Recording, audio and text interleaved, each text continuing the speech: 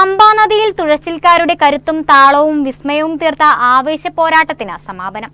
ചരിത്രപ്രസിദ്ധമായ ചമ്പക്കുളം മൂലം വള്ളംകളിയിൽ വള്ളങ്ങൾ തമ്മിൽ ഇഞ്ചോടിഞ്ച് പോരാട്ടമാണ് കാഴ്ചവെച്ചത്.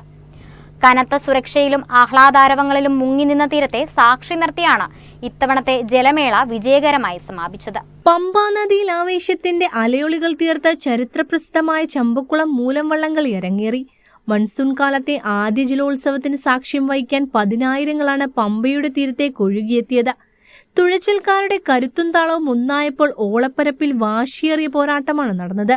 ഫിനിഷിംഗ് പോയിന്റിലേക്ക് വള്ളങ്ങൾ ഇഞ്ചോടിഞ്ച് കുതിച്ചു പാഞ്ഞപ്പോൾ കരയിൽ ആവേശമുയർത്തി വള്ളംകളി പ്രേമികളും ഒപ്പം കൂടി. ഉഗ്ര പോരാട്ടത്തിനൊടുവിൽ ഇത്തവണത്തെ ജലരാജാക്കന്മാരായി അരോമചുണ്ടൻ കിരീടം ചൂടി. കനത്ത സുരക്ഷയിലും ആഹ്ലാദങ്ങളിലും മുങ്ങി നിന്ന തീരത്തെ സാക്ഷി നിർത്തിയാണ് ഇത്തവണത്തെ ചമ്പക്കുളം മൂലം വള്ളംകളി സമാപിച്ചത്. ആചാരാനുഷ്ഠാനങ്ങളുടെ അടിസ്ഥാനത്തിൽ കൃത്യമായ ഒരു പാരമ്പര്യം നമ്മുടെ മുമ്പിൽ നിർത്തിക്കൊണ്ട് നമ്മൾ നടത്തുന്ന വള്ളംകളിയാണ്.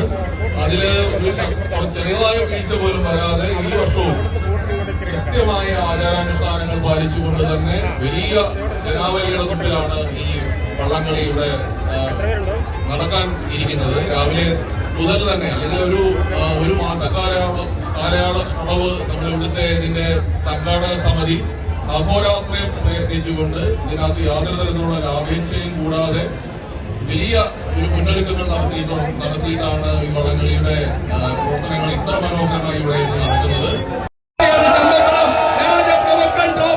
രാജാവിന്റെ കയ്യിൽ നിന്നുള്ള ആ ട്രോഫി ഏറ്റുവാങ്ങിയിരിക്കുകയാണ് അരോമ ചുണ്ടന്.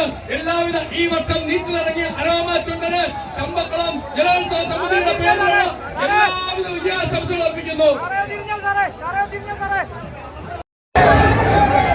രണ്ടാം സ്ഥാനക്കാര് ജിയോക്കാര നടുഭാഗം ചുണ്ടൻ, നടുഭാഗം ബോട്ട് ക്ലബിന്റെ നടുഭാഗം ചുണ്ടനാണ്